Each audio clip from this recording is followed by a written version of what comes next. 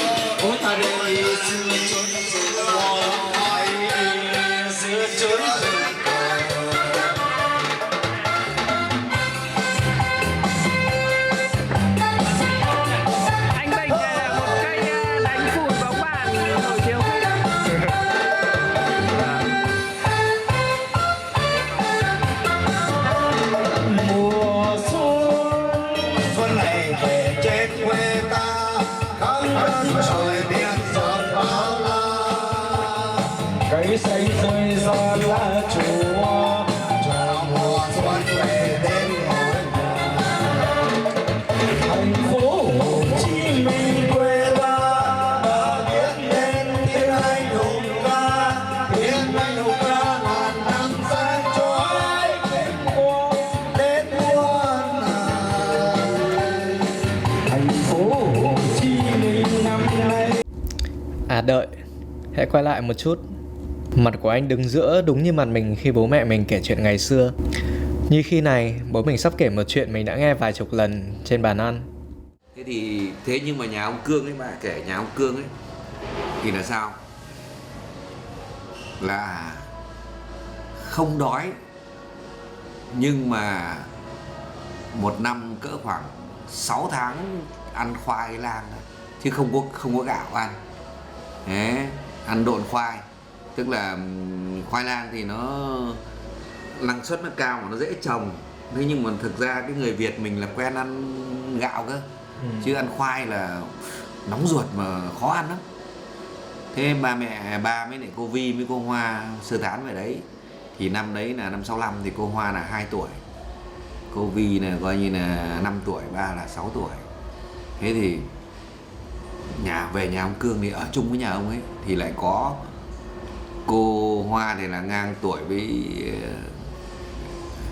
kém hơn chú Kiệt một tí. Lúc ấy chú Quan thì mới đẻ. Thế nhưng mà đại loại là nhà cũng có người bé, nhà ông có người bé. Thế thì không có cơm ấy là nấu, chỉ có một tí gạo. Con ông chứ là thường Quân, nhưng mà có thằng Kiệt nó cũng chỉ nó sinh năm 62 thì nó chỉ có hơn cô Hoa 1 tuổi thì nó 3 tuổi. Thì nhà ông là hầu như là không có gạo ăn. Thì 2 vợ chồng với lại 5 đứa con 5 đứa con. Thế đấy là Thường, Quân, Hường, Nga, Kiệt, Quan 6 đứa. Thế là trong đầy một gầm giường khoai lang ấy, coi như là đến bữa ấy là chỉ có khoai lang cho nồi có một tí gạo thôi, một hai bơ gạo dính nồi. Thế còn lại toàn khoai lang. Thế thì cứ dọn đến bữa ăn ra đấy, mà thức ăn thì không có gì nhá, toàn muối trắng, nhưng mà muối trắng ấy là để muối trắng ăn không ấy thì nó cũng kinh lắm, nó có cái vị chát gì đấy hay gì đấy, ngày xưa người nhà quê họ gọi là nó chưỡng, cái từ chưỡng ấy thì muối magie sulfat, muối biển mà thì nó nước biển mà thì nó có cái muối magie sulfat lẫn với NaCl, cho nên nó chát. Nó chát. Tức là bây giờ thì là muối tinh cho nên không bị, chứ còn ngày xưa là cái muối biển phơi xong rồi là không phân tách thô được. hơn. Thế thì không ăn được cái muối trắng đấy, phải cho cái muối vào cái chảo gang, rang nó lên, nó cháy đen đi, nó đen đi, đen xì xì đi, thì nó khử bớt cái đấy, thì nó khử bớt cái chát ấy đi.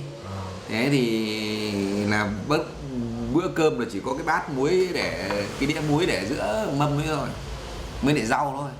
Thế thì toàn khoai lang thôi. Thế thì cứ con cứ hình dung là người lớn thì hầu như không được ăn cơm, nhưng mà trẻ con ấy thì khi mà ở dưới đáy lồi nó có một tí cơm đấy, thì là trẻ con bé nó sẽ được ăn cơm. Thế nhưng mà ngày đấy là không có gì ăn, cho nên trẻ con nó ăn cũng khỏe lắm, nó phải ăn 3 bát cơ. Thế thì không có mà ăn, cho nên là phải ăn khoai độn. Thì luật của ông Cương ra luật đấy là gì, tất cả trẻ con ấy, đứa nào cũng phải ăn hết một bát khoai rồi mới được ăn cơm. Thế thì cỡ như cô Vi 5 tuổi, ba coi như là 6 tuổi, hoặc là chú Kiệt coi như là lúc ấy 3 tuổi, thì nói chung là vượt qua cái bát khoai đấy thì nó cũng đơn giản thôi, cũng có thể vượt qua được. Thế nhưng mà cô Hoa là mới có 2 tuổi thì không thể vượt qua được cái bát khoai đấy. Cho nên là cứ dọn cơm ra, ba cứ nhớ cái hình ảnh là gì, cái bát khoai của cô ấy gồm một cái bát này, nhưng mà 2 miếng khoai to bằng nắm tay này đặt lên cái bát này. Thế là cô ấy không ăn được, cô cứ ngồi, cô ấy nhưng mà không dám khóc. Trẻ con ngày xưa nó ngoan lắm, không phải như bây giờ. Tức là ngồi là nước mắt cứ từ từ chảy ra, không dám khóc, nhưng mà nước mắt cứ từ từ chảy ra. Thế ông Cương lại thấy thế lại bảo tao ăn hộ con này. Ông thì coi như quanh đời ăn khoai, làm gì có suất gì ăn cơm đâu mà ăn hộ với ông ăn hộ. Thế là ông lại gắp khoai ở bát cô Hoa vào bát ông để ông ăn, thì để cô Hoa là được ưu tiên là được ăn cái cơm ở dưới đáy lồi. Gắp là gắp cả, gắp khoai, không gắp cả đấy. Gắp cả hết. Tại vì không phải để cho cô ăn không thể ăn cơm được luôn. Con hình dung là con bây giờ con chỉ cần ăn 3 bữa khoai lang liền thì con biết cái sự khó chịu của nó như thế nào. Nó khó ăn và nó nóng ruột lắm. Ăn và nó nóng trong ruột đấy. Thế chứ còn thì đây là ăn quanh năm ngày tháng, khổ lắm chứ không phải sung sướng gì đâu. Đấy. Cũng nhờ bố của mình được biết về ngày 16 tháng 4 năm 1972, ngày mà không quân Mỹ ném bom ở Hải Phòng quê mình. 6 tháng 4 chính là mùng 3 tháng 3, là nhà bà đấy là bị 3 người chết ở dưới cầu tre đấy. Vì là đã chui xuống ở trong nhà, thế thấy tình hình căng thẳng thế thì ngoài cửa có cái hố cá nhân đấy, thế ba mẹ con mới chui xuống đấy, bị ngay sức ép đấy, bị ngay sức ép. 2 người con trai với một người đàn bà bị sức ép chết ngay ở cửa. 16 tháng 4 thì các cháu hồi chưa đẻ, nên là ôi dồi ôi, Hải Phòng tan tác cho bọn bà đưa hối báo hắn còn trẻ, chưa có con có công gì cả. Bà mới về năm 71, thì là 72 là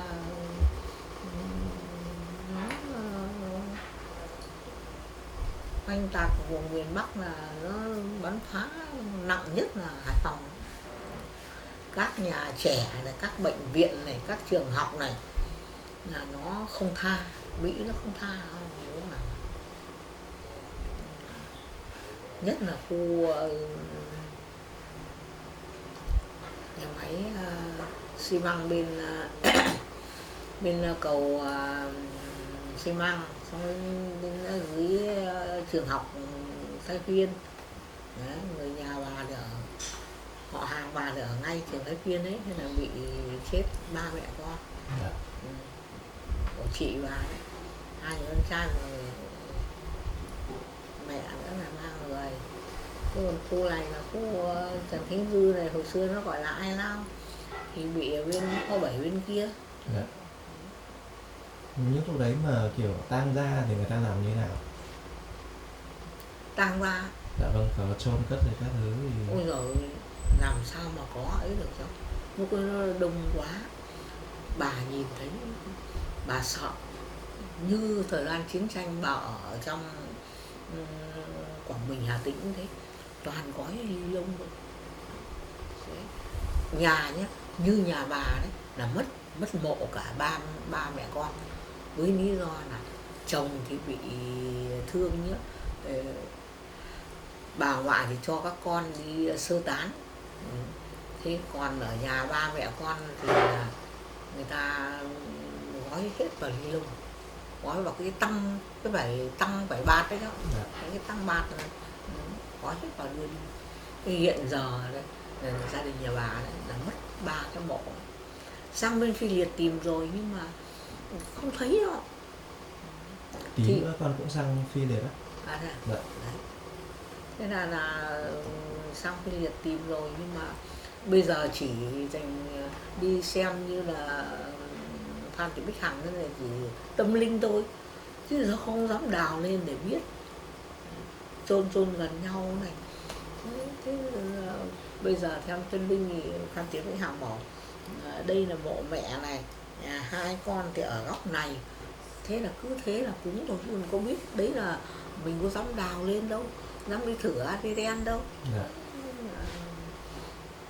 Thời gian đấy chả ai có áo quan nó cùng người đó, toàn gói vào bài bạt, ô tô đi nhặt này đó. Nó nhiều đến như thế, ô tô đi xong mang bài bạt quấn hết xác người vào là đưa 16 tháng 4 ở Hải Phòng này quá ác liệt đấy. Sợ. Cứ như vậy, dù không được sinh ra trong thời chiến, nhưng cuộc chiến vẫn luôn hiện diện trong cuộc sống của mình và những người trẻ khác.